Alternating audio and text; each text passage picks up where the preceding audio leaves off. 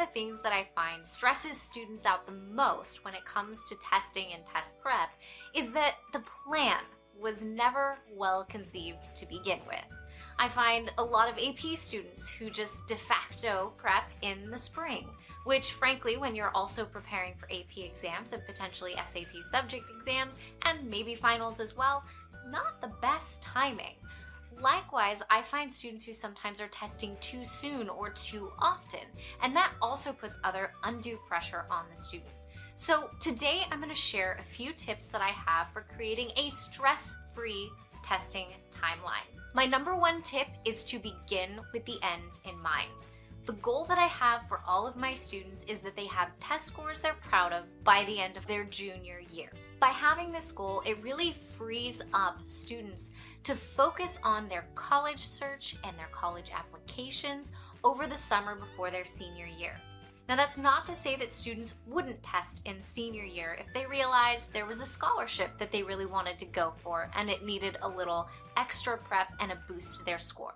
That's fine, but we want to have scores we're pretty proud of in hand by the end of our junior year whenever possible. Now, with that in mind, we want to step back and consider the number one differentiator for students when it comes to when to test, and that is what level math they're studying.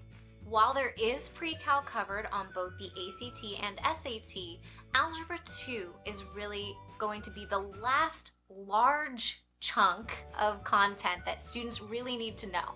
When it comes to the English and the writing and the science, students are pretty much well set by the time they're in their freshman year.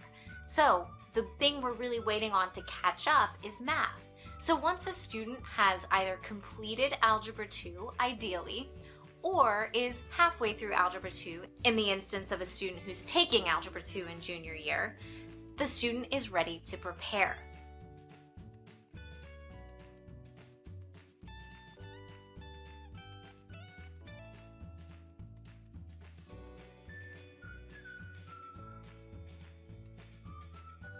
Now, number 3, once you've decided when the starting point is, because we already know when the ending point should be, June of junior year, you need to decide which test to take. Although these tests look very similar on paper in that they cover a lot of the same concepts, they feel very different. Trust me, I still take them as an adult. I know that when you're sitting in that test, you know whether you're looking at an ACT or an SAT. It's very distinct from one another. So you want to make sure that your student is picking the test they're best suited for. There's a video below that helps you walk through ACT versus SAT. Take a look at that because it's going to be incredibly helpful to you in deciding which test to take. Once you've decided which test to take, it's good to decide when you are going to take it. Now, obviously, that time is bound by your opening season and the end of the season, but you should also take into account your student and your family's busy season. So again, using that student who is an AP student who's testing in the spring, and maybe they're also in the spring musical. I mean, my goodness, that's way too much. That student should be testing sooner, well before they have rehearsals and review sessions for those AP exams. On the flip side, if your student takes a winter sport, he or she shouldn't be preparing in the middle of that season. You want to slide it early or slide it back. You can choose, but keep in mind that preparing in a busy season is just about the worst thing we can do to students to demotivate them when it comes time to test.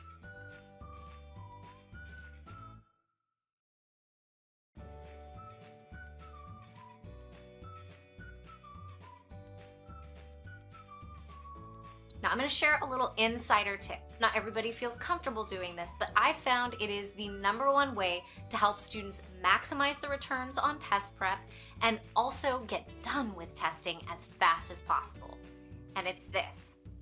Once you've scheduled that first test date, go to the very next test date of whatever test you decided to prepare for, ACT or SAT, and sign up for that one right away as well. Usually there's a month, maybe a little bit more between the two exams. And what this does is it allows students to do full-blown prep for their first test date, take a little break, and then go into a second test date while they can still remember what they learned in preparation. This is incredibly important for students because it allows them to feel like they're charging towards a finish line. And when that finish line is just one test, that can be a little daunting. That first test, no matter how much prep you've done, kind of always feels like opening night of a play. There's still some opening night jitters, even if you did some great dress rehearsals. But that second test is more like night 3 or 4 of a play, where you've settled in, it's still fresh enough that you're alive to the experience, but it's still, safe enough that you feel like you can do your best work. So this strategy gives students a security blanket on the first test and gives them a second opportunity really close to their prep experience so they can maximize those results. Now, there are a few other considerations. One are the SAT subject exams. If your student needs them, the ideal test dates are May and June because they're already preparing for APs potentially in that particular subject. Not all colleges require it, but you should keep it in mind. Another thing you should keep in mind is the PSAT that's given in fall of the junior year. For students who want to prepare over the summer, they can actually make that prep do double duty and potentially get cash for college out of that PSAT score.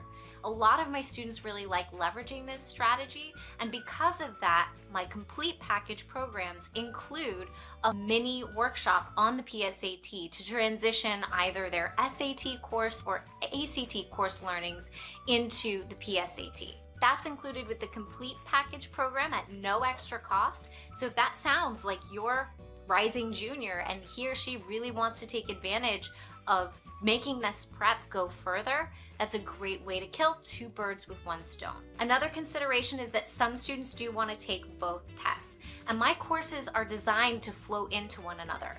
I would encourage you to have your student pick the strongest exam based on the next video, decide which test is best for him or her, do that one first and focus exclusively on it because these tests are very different. Focus on that first exam for at least 2 test dates, and then if you decide to shift, my complete package programs, either on the ACT or SAT side, will flow really gracefully into the quick prep programs. The review that students have done, that full-blown academic review plus strategy, will trickle down and they'll just be able to shift their strategies to the alternate exam. It's a great way for students to get more bang for their buck and to make sure they're preparing with a unified view of these exams. To learn more about the different courses that I have, you can click either the ACT or SAT prep tabs. There's a little overview there and you can always scroll down and learn more. But before you do that, make sure you're on the right side of the fence. Watch the next video, and as always, if you have questions, please don't hesitate to get in touch. I'm here to help every step of the way. I hope that this was useful, and I hope that you learned a little something here that you'll be able to use to reduce the stress of your students' test prep journey.